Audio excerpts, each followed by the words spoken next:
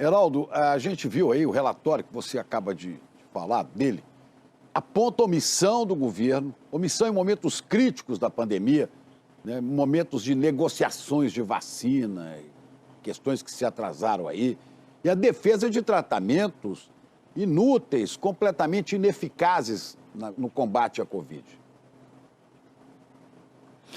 É parte do conteúdo da peça a ser apresentada e que narra também colapso no sistema de saúde no Amazonas, as investigações de negligência do governo federal na pandemia, indícios de corrupção em negociações de contratos para a compra de vacinas contra a Covid.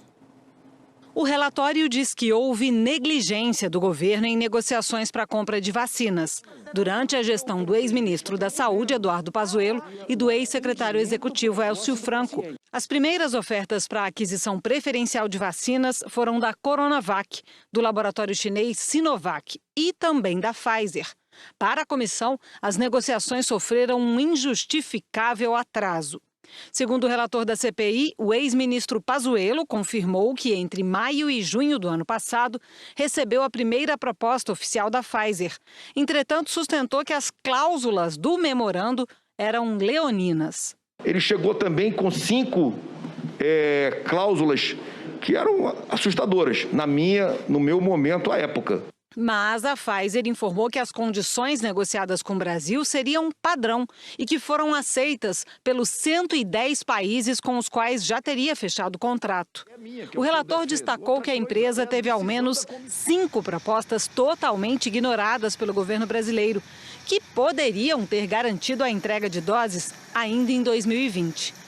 Sobre a Coronavac, o relator lembrou que o ministro Pazuello anunciou publicamente a compra de 46 milhões de doses, mas depois recuou, desautorizado pelo presidente Jair Bolsonaro. Já mandei cancelar, o presidente sou eu, não abro mão da minha autoridade. O documento ressaltou que o governo foi rigoroso com empresas globais e ofereceu facilidades a empresas desconhecidas.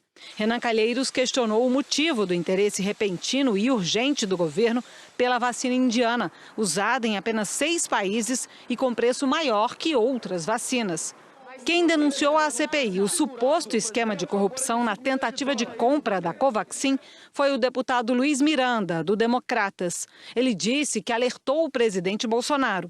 Luiz Miranda e o irmão, servidor do Ministério da Saúde, disseram que Bolsonaro prometeu, mas não mandou investigar. E que, ao ouvir a denúncia, o próprio presidente questionou se o líder do governo, deputado Ricardo Barros, do Progressistas, estaria envolvido na suspeita de corrupção. O relator pediu também o indiciamento do dono da Precisa Medicamentos, Francisco Maximiano, que intermediou a compra da Covaxin. A CPI também considerou suspeita a tentativa de compra de vacinas da AstraZeneca por intermédio da empresa Davat. O documento mostra que o Ministério da Saúde discutiu o problema com o governo do Amazonas no dia 28 de dezembro do ano passado, 2 semanas antes do colapso no fornecimento de oxigênio. Mas o Ministério só enviou uma equipe no dia 3 de janeiro, e ainda assim para lançar um aplicativo que indicava o uso de remédios do chamado kit Covid. Pela atuação e omissão durante a crise no estado do Amazonas, Eduardo Pazuello e Mayra Pinheiro estão entre os indiciados pela CPI. O relatório aponta os crimes de prevaricação, epidemia culposa com resultado morte e crime contra a humanidade. O tratamento com remédios ineficazes foi um ponto importante da investigação.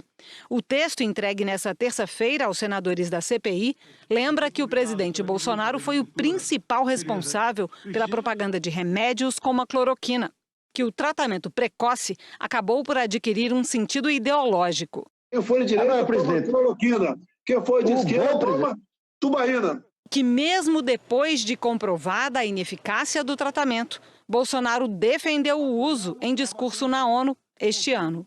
A CPI recebeu informações mostrando que o Fundo Nacional de Saúde gastou no ano passado mais de 30 milhões de reais em compras de hidroxicloroquina. O relatório aponta ainda que médicos e empresários que faziam parte do chamado gabinete paralelo, prestando uma assessoria informal ao governo durante a pandemia, defendiam a imunidade de rebanho, que consistia basicamente em deixar uma parte importante da população ser contaminada pelo coronavírus para adquirir imunidade. No texto divulgado ontem, o relator pediu os indiciamentos de pelo menos 2 integrantes do gabinete paralelo, a médica Nise Yamaguchi e o deputado federal Osmar Terra, do MDB.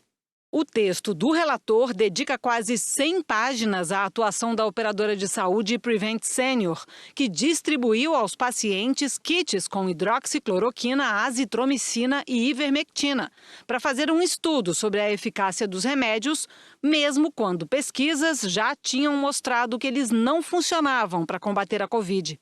O relatório pediu o indiciamento dos donos da Prevent Senior, Fernando Parrillo e Eduardo Parrillo, e também do diretor Pedro Benedito Batista Júnior. O deputado Ricardo Barros afirmou que todos os depoentes ouvidos na CPI o isentaram do envolvimento na Covaxin e que a CPI não pode ignorar o fato de que a investigação negou as suspeitas. Roberto Dias declarou que já prestou esclarecimentos à Polícia Federal, à Controladoria Geral da União e aos demais órgãos competentes. Precisa Medicamentos negou as acusações e afirmou que está à disposição da Justiça para esclarecer os fatos. Nós não conseguimos contato com a VTC-Log, a Davat, Elcio Franco e Luiz Paulo Dominguete.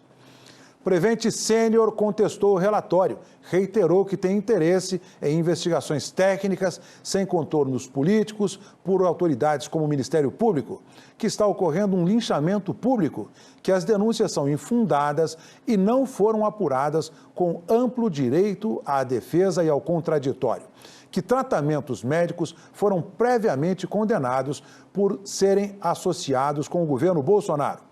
A empresa voltou a declarar que não tem vínculos com o presidente nem com partidos políticos e que é grave a notícia da inclusão no relatório de pessoas que não foram ouvidas na CPI, não tiveram acesso a documentos entregues à comissão. Obrigado, Heraldo. Bom, de qualquer maneira, que sejam punidos com o rigor da lei aqueles que contribuíram para que chegasse a esse tamanho a tragédia no Brasil, que tirou a vida de quase 604 mil pessoas.